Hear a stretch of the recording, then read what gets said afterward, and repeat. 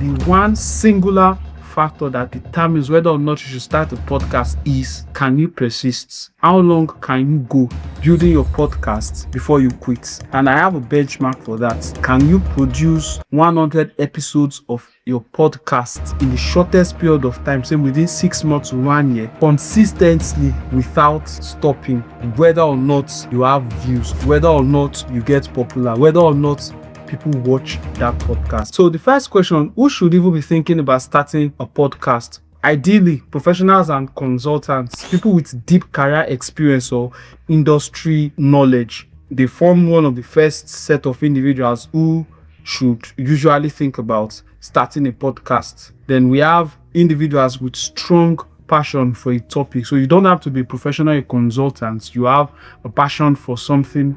It might be a hobby. It might be just anything irregular or regular that you are actually passionate about. So as long as you are passionate, this will help you be consistent and you wouldn't be bored.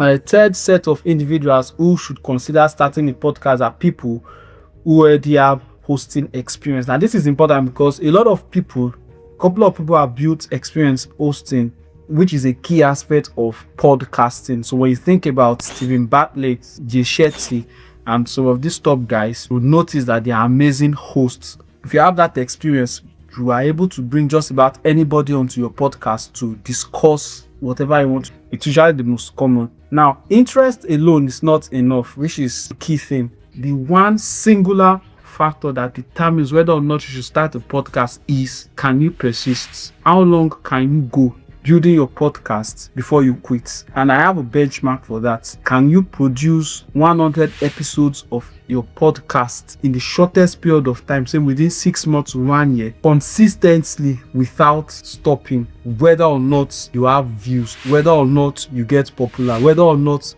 people watch that podcast? That is the most important question you should ask yourself before you decide whether or not you should start a podcast. Now the question is, why 100 episodes matters. Number one, consistency is the real barrier, not starting. Anybody can start a podcast. There are 1,000 YouTube videos online that will teach you how to start a podcast in say less than 10 minutes.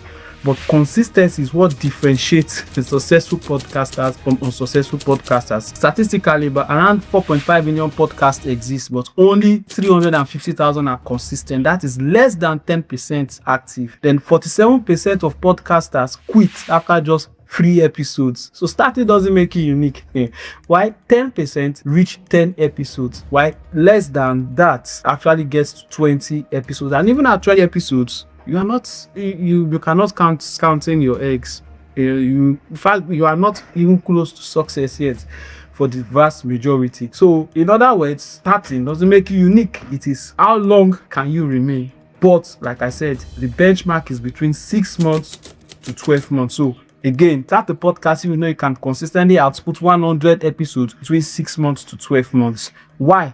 The reason is quite simple. Number one, if you are just starting a podcast, you are green, irrespective of whatever level you start from. Say you're a professional. Yeah, the fact that you are a professional, a consultant, a lawyer that has been doing this for thousands of years does not mean you will be successful. And so the entire ecosystem of podcasting requires you to go through a learning curve. So 6 to 12 months, 100 episodes will give you fast learning through data. You understand what topics works, you see what audience responds to, and you're able to refine your structure and format quickly. Second, you have guest and content clarity improves. Yes, you learn the best guest types, especially if you intend hosting. This is a solo podcast and it will be for a very long time before I start inviting people. Then skill development also accelerates. Podcasting improves through doing and not planning. Speaking, interviewing, delivery, they all improve quickly. Now, why most podcasts fail? It's not just numbers, it's the skill development and everything that I talked about.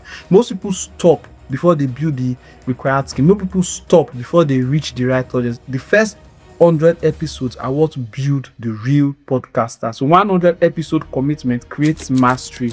You will improve faster than 99% of podcasters. So because repetition builds skill, clarity, audience, and understanding all together.